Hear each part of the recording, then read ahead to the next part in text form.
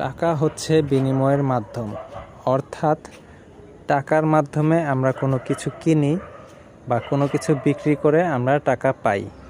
আর সম্পদ হচ্ছে সেই জিনিস যা আমাদের কাছে গচ্ছিত থাকে, যা আমাদেরকে নির্দিষ্ট মেয়াদে এর থেকে একটি টাকা আমাদের কাছে আসতে থাকে। অর্থাৎ আপনি আজকে যদি একটি বাড়ি করে রাখেন, তাহলে এর থেকে টাকা আসতে থাকবে এবং এর মূল্য দিন দিন বৃদ্ধি পাবে। টাকার মতো এর মূল্য কিন্তু কমে যায় না।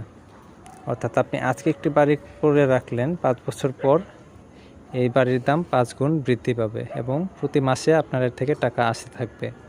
সম্পদ হচ্ছে এমন একটি বিষয় যা আপনাকে ঘুমের মধ্যেও টাকা এনে দিবে। অর্থাৎ সম্পদ আপনাকে ঘুমের মধ্যেও টাকা এনে দেয়।